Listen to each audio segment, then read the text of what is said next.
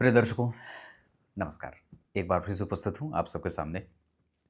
आज आप लोगों से बहुत गुम्फित कार्यक्रम के साथ उपस्थित हूँ, जहाँ हम चर्चा करेंगे शनि के साथ सभी ग्रहों की युति, चाहे किसी भी भाव में हो, वो किस तरीके का परिणाम देती है, इस पर ही आज थोड़ी-सी चर्चा कर लेते हैं।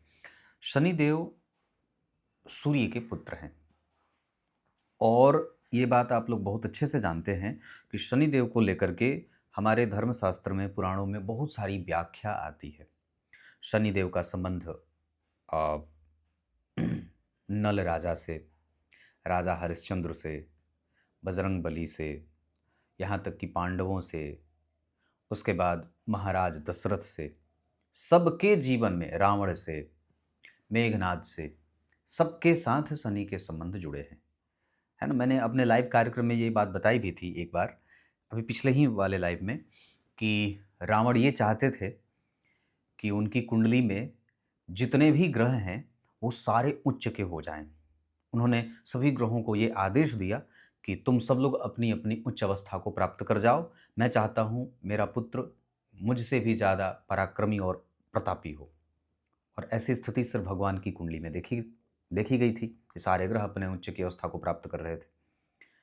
सभी ग्रह तो अपने-अपने उच्च की अवस्था को प्राप्त कर लिए। शनिदेव के पास नवग्रह जाते हैं और कहते हैं कि देखिए, धृष्टता आप ही कर सकते हैं और अपने मन का जो काम करना होता है वो आप ही कर सकते हैं। तो कुछ ऐसी जुगत लगाइए जिससे, क्योंकि अगर इसके पुत्र की कुंडली में हम सभी ग्रह अगर उच्च की अवस्था को प्राप्त कर जाएँगे, तो अभी तो हम लोग रावण की ही चंगुल से बाहर नहीं निकल पाए हैं। इसका पुत्र भी हमें परेशान करने वाला हो जाएगा, तो फिर हमारा जीना दूभर हो जाएगा। तो शनिदेव ने अपने आप को मेघनाद की कुंडली में एकादशवें भाव में रखा और अपने एक पैर को 12वें भाव की तरफ बढ़ा दिया।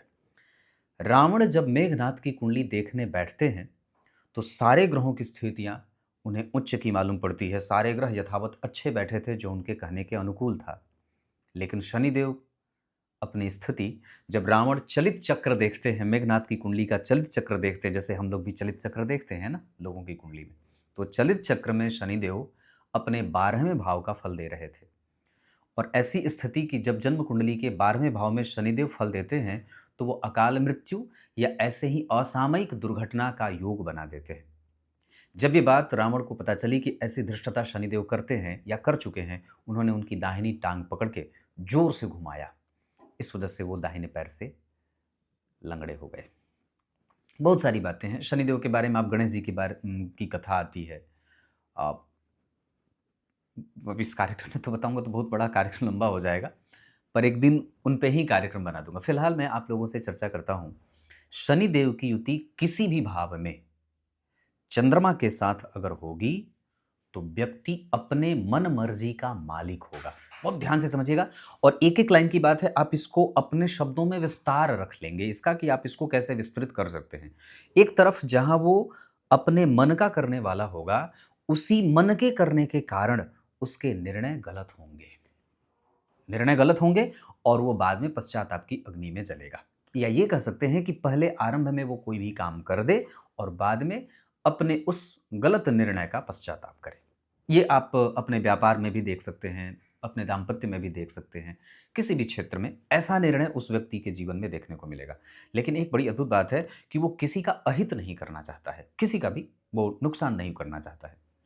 एक ये बात है। दूसरी बात, जो शनि के संबंध अगर मंगल के साथ हो, चंद्रमा के बाद मंगल, सूर्य की बात भी करेंगे, तो शनि का संबंध अगर मंगल के साथ जन्म कुंडली के किसी भी भाव में होगा, वो व्यक्ति कई बार अपने लाभ के लिए किसी का भी अहित कर देता है।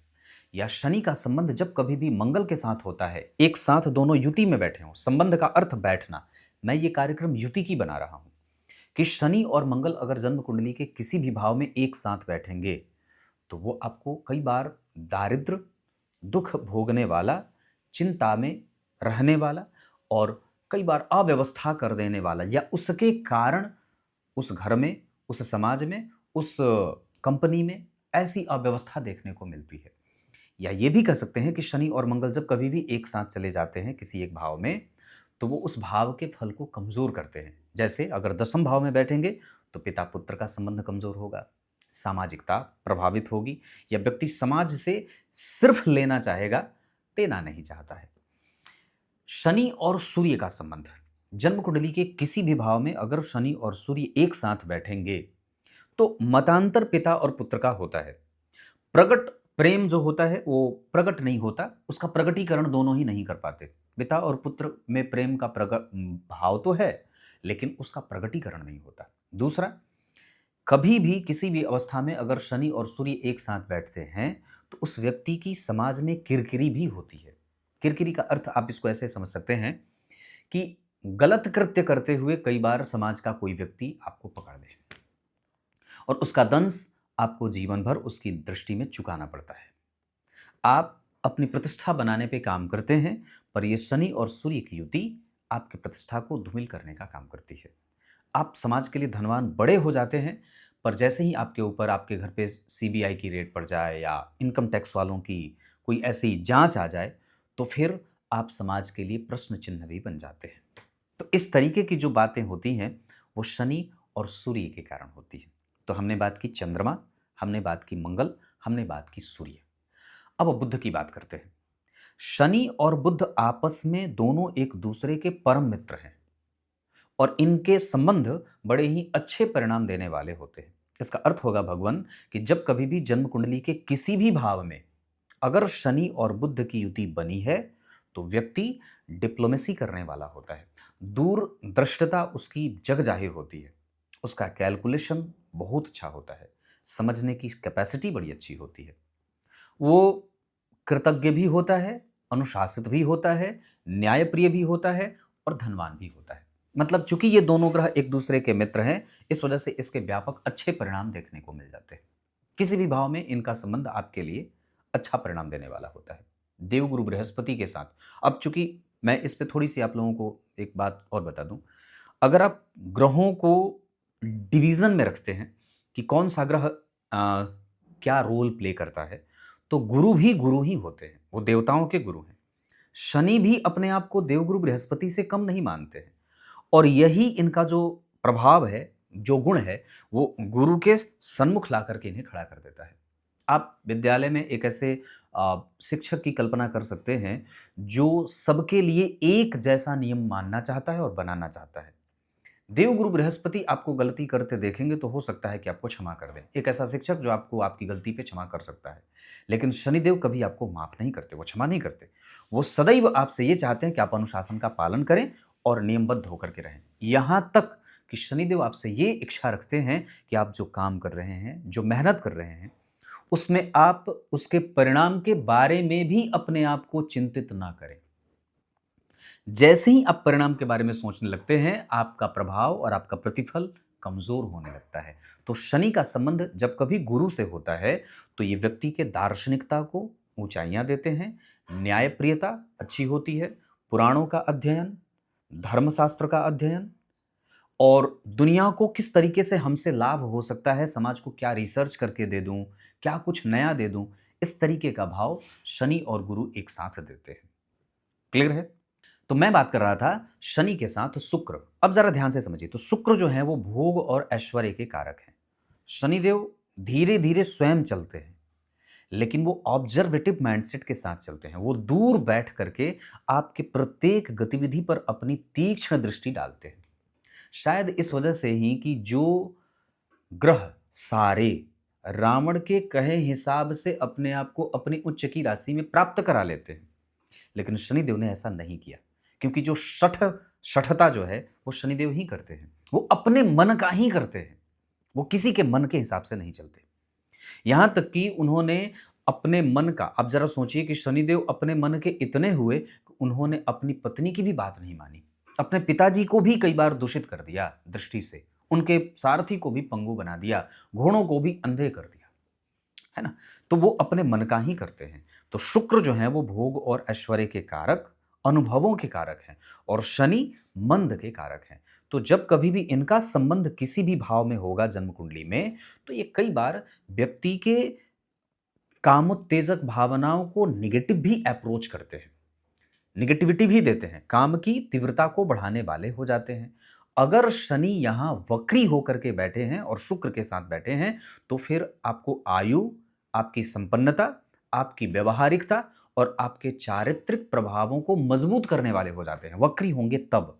लेकिन अगर वो नीच राशि में बैठे हैं और शुक्र के साथ बैठे हैं, तब वो आपके जीवन में कई बार आपके काम के वृद्धि को बढ़ाने वाले, काम को वृद्धि में ले जाने वाले हो जाते हैं। वक्री शनि और शुक्र अगर एक साथ बैठे हैं तो इसके शुभ परिणाम मिलेंगे। लेकिन अगर वक्री नहीं है, नेचुरली अगर नीच राशि में बैठे हैं, नीच के हैं और वक्री हैं, तब तो और अच्छा हो गया। लेकिन अगर किसी नीच राशि में, मतलब मेष राशि में बैठे हैं और शुक्र के साथ बैठे हैं और वक्री नहीं हैं, तब इसके कुछ कमजोर परिणाम ही नहीं, लगभग आपको निगेटिव परिणाम देखने को मिलता है, नकारात्मक फल देने वाले हो जाते हैं, जिसमें आलस्य हो जाए, प्रमाद हो जाए, कुंठा हो जाए, असंतोषी प्रवृत्ति हो जाए, दूसरों के ऊपर आश्रित रहने वाला, चाकरी करने वाला, किसी दूसरे के अकाउंट से उसके अकाउंट में पैसे आते हैं, चिरौरी करके पैसे आते हैं। तो शनि के साथ शुक्र का संबंध, राहु की बात करते हैं। तो जब कभी भी जन्म कुंडली में शनि और राहु एक साथ बैठेंगे, इसको जरा समझना होगा। अगर वो 12वें भाव में है तो शारीरिक सुख पति पत्नी का कमजोर करते हैं। लग्न में बैठे हैं तो चिंताएं देते हैं। शनि राहु अगर धन भाव में बैठे हैं तो पैतृक संपत्ति और आपके मन मस्तिष्क को नकारात्मक करते हैं। तीसरे भाव में बैठेंगे तो आपको बोलने आएगा ही नहीं, आप बोलेंगे क्या, कुछ समझे नहीं, या फिर उसका असर समाज पे नहीं होता। चौथे भाव में होंगे तो आपके कारण गृह क्लेश होगा। पंचम भाव में होंगे तो शिक्षा बाधित होगी। छठवें भाव में होंगे तो दूसरों के ऊपर आश्रित रहने वाला, कम पैसों पर नौकरी करने वाला। सप्तम भाव में होंगे तो पत्नी संकालु प्रवृत्ति की होंगी, विवाह देर से होगा। अष्टम भाव में होंगे तो लंबी आयु और लंबी बीमारी, एक तरफ लंबी आयु दे रहे हैं, दूसरी तरफ लंबी बीमारी और बेवजह की चिंता देंगे। नवम भाव में होंगे तो अंधभक्त बनाएंगे। दशम भाव में होंगे तो एक समान सबके लिए काम करने वाला प्रतापी ऐसा बना देंगे। लेकिन फिर भी व्यक्ति कई बार समझदारी भरा निर्णय नहीं लेता है। एकादशवें भाव में सिर्फ अपने बारे में विचार करने वाला बना देंगे। और 12वें भाव में मैंने बात कही। तो इस तरीके से शनि और राहु का परिणाम देखने को मिलता है। एक बात मैं आप लोगों को शनि से संबंधित और भी बात बता दूं। किसी भी अवस्था में जन्म कुंडली के छठे, जन्म कुंडली के 8वें और जन्म कुंडली के 12वें भाव में बैठे शनिदेव लगभग अच्छा परिणाम करने की कोशिश करते हैं जातक के जीवन में, चाहे वो आयु को लेकर के हो, चाहे परिणाम को लेकर के हो, चाहे दुश्मनों से लड़ने को लेकर के हो। और किसी भी अवस्था में लग्न में बैठे शनिदेव निश्चित रूप से व्यक्ति के कार्य और प्रगति को विलंब में लेके जाते हैं। विलंब के कारक हैं, ये दीर्घकाय हैं, मंदगामी ग्रह हैं। इस वजह से इनका परिणाम धीरे धीरे जातक के जीवन में देखने को मिलता है।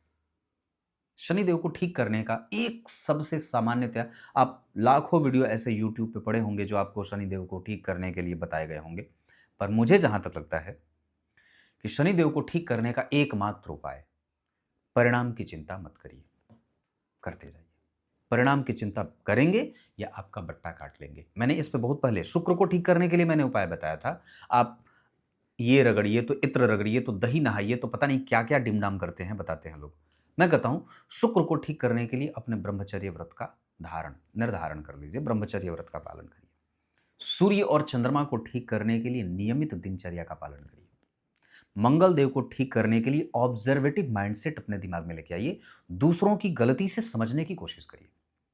बुद्ध को ठीक करने के लिए वाक चातुर्य बिल्कुल प्रकट न होने दे, शांत रहे और बहुत जल्दी किसी पे रिएक्ट ना करें। ऐसा देवगुरु बृहस्पति को ठीक करने के लिए अपने जीवन में सुचिता का पालन करें, धर्म का पालन करें। ग्रहों को ऐसे अपने जीवन से, अब आप इसको जब उपाय से जोड़ेंगे तो आपके उपाय बहुत लंबे चौड़े हो जाएंगे, बहुत सारा बढ़ जाएगा। ये करो, वो करो, ये रत्न, ये अंगूठी, ये पूजा, ये पाठ, ये मंत्र, बहुत सारा हो जाएगा। और सारी दुनिया आजकल उपायों पर ही टिकी है। जबकि आप उपाय तो करने जाते हैं, आप किसी को कह दे तो रत्न तो पहन लेगा, पर अगर आप उसको कह दें कि भैया सुबह 4 बजे जगो, तो उसके दांत खट्टे हो जाएंगे। जबकि वस्तुतः वो रत्न भी तभी लाभ करता है जब आपकी पद्धति सही होती है। ये बात हम कलयुगी मनुष्यों के दिमाग में बैठती ही नहीं है। इस वजह से इसको समझना आवश्यक होगा। कुछ इसी तरीके से आज के इस कार्यक्रम का समापन करते हैं। तब तक के लिए इजाजत दीजिए, कल एक बार फिर से उपस्थित होंगे। तब तक के लिए बहुत बहुत नमस्कार।